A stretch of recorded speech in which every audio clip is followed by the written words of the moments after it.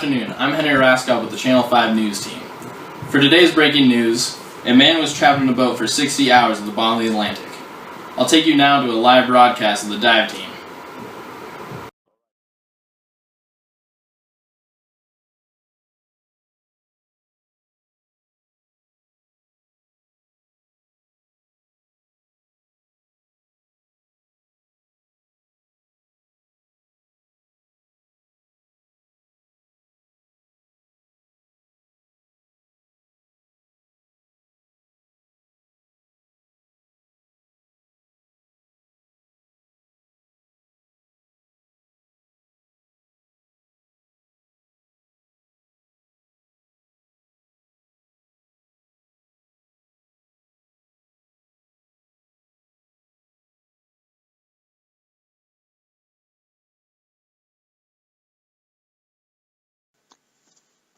A man who was trapped for 3 days on the floor of the ocean in a capsized boat has survived to tell the tale of his ordeal. Harrison Odigabe Okin's day started out like any other.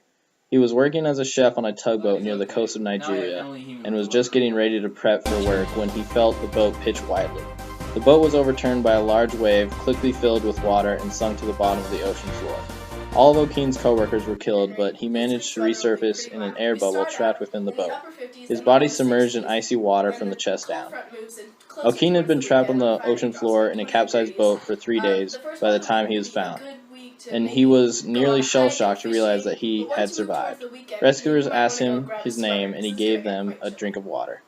The rescuers then quickly attached an oxygen mask over his face and instructed him to swim with them under the water to safety, and then to a decompression chamber, which is used to prevent air embolisms that can arise from sudden change in pressure. Jumping on a trampoline. Playing catch. Back to you in the station, Henry. And now for the local news. Colorado Springs has announced that there will be a professional soccer team coming to the city for the 2015 season. The soccer team fans citywide are very excited for this. The stadium is announced to be placed somewhere around America the Beautiful Park, but the exact location is not yet stated. The plan is still in its early stages, but we will keep you posted as updates come in. The school of the week this week is St. Mary's High School. The Channel 5 News team checked out St. Mary's and interviewed some students on the current issues going on there. We go live to Emily Heumann on the interviewing students on the new water fountain additions. Today we're here interviewing with Brad and Sydney. How do you guys feel about the new water bottle fillers? The water bottle fillers are pretty awesome. Like, the water comes out so cold and it's like so efficient because it fills up your whole water bottle instead of like leaving a gap. It's pretty great. How do you feel about it, Brad? Pretty sick. I like it. Do you guys use it a lot? I use it like every day. Every day? All day, every day. Once a class period. And then I like the fact that it tells you how many water bottles you're saving because they're like, you just fill it up and then dump the water out because then you kind of like can't rip it out. It's good for the environment. Good, well thank you. So today we're here with Patrick and Emily. How do you guys feel about the new water bottle fillers? I think they're awesome. I love them. They're really reliable. What's your favorite part about them? Water comes out of them, and you can drink water while filling up the water bottle at the same time It's pretty convenient. without pressing any buttons. Good. And you don't have to keep going back for water because you can fill up your water bottle. Yeah, how many times a day do you guys use these? 10. 10?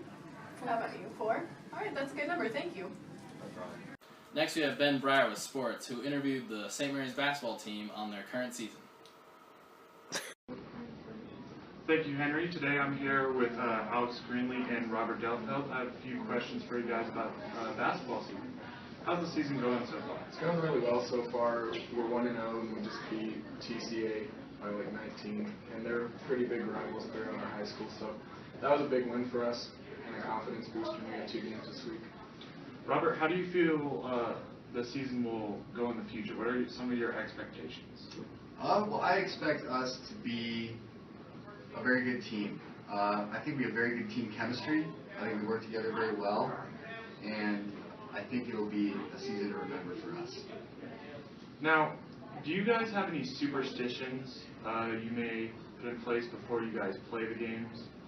I always stay in the locker room for a while and just like listen to music, and I eat a ton of food. That I do. Hey, if it helps you out, then go for it, you know?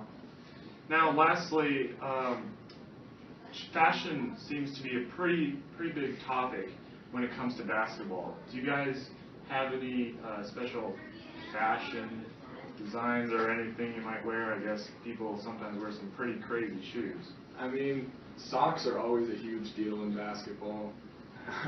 That's one of the biggest things everyone worries about. Socks and shoes. Everyone loves their shoes. Especially on this year's basketball team, we have a couple people who are in the shoe game, as they like to say it. And they always buy the newest shoes and kind of spend all their money on that, and it makes them happy, so everyone loves their shoes. There you go. Also had the opportunity this week to interview Kelly Heiniger, senior on the St. Mary's Pirates swim team. Henry, today I'm here with Kelly, a part of the St. Mary's Pirates swim team. Kelly, we have a few questions for you today. How's the season going so far? It's going really well. We've only had one meet so far, but today is our second meet, so we're hoping to get more girls in the water today. That's good. How do you think you'll do at today's meet? Where are you guys facing? Today we're swimming against Mesa Ridge Widefield, and it should be a pretty good meet. Our teams are fairly evenly matched. Should do well. That's good. What are your favorite events for meets? My favorite events are the 500 free and the 200 IM. Alright, do you have any superstitions before you go to these meets? Not really, but I like to get psyched up behind the blocks with music and just kind of chilling out. Well, there you go. Straight from your very own Kelly Heiniger from St. Mary's Pirates swim team. Good luck to all the St. Mary's Pirates sports teams this year. Thursday, the Denver Broncos hosted the San Diego Chargers in an elite game that was broadcasted over the NFL Network. Unfortunately, not everyone, especially in southern Colorado, were able to watch the game. We have a little recap here for you to see what happened. And here are your highlights for Thursday's night's game. Starting out, the Broncos take control in the first quarter. They are so strong doing this. Peyton Manning is able to get the pass off to Andre Caldwell, wide open in the end zone. As you can see coming up here, Peyton Manning had great protection. As you can see, look at the pocket. No Chargers defenders were able to get to him. This allows them to see the defense, pick it out, and touchdown. Broncos very easy, but unfortunately they were not able to do this throughout the game. Second quarter, Phillip Rivers to his man Allen in the end zone, touchdown. As you can see here, leap of faith goes in, touchdown Chargers. This Phillip Rivers and Allen really connected throughout the game. He just hurdles this defender here, nothing the guy could do, and he is in for the score. Next, Phillip Rivers again to Allen in the corner. These are one of the hardest passes to cover as a cornerback, but Allen is able to make the catch, shows off his name representing the San Diego Chargers. Now we're into the third quarter. Chargers up 17-10, but again, Phillip Rivers hands it off to Matthews, and he is able to march into the end zone and score. This puts the Chargers up 21-10, but the Broncos trying to come back in the fourth quarter. Is it too late? I don't know. Peyton Manning, again, Andre Caldwell is able to make the first down catch. This is allowing the Broncos to keep up the drive, trying to come back. They have a reputation of coming back in the late fourth quarter. Andre Caldwell able to make the touchdown here, but is it enough? Don't know.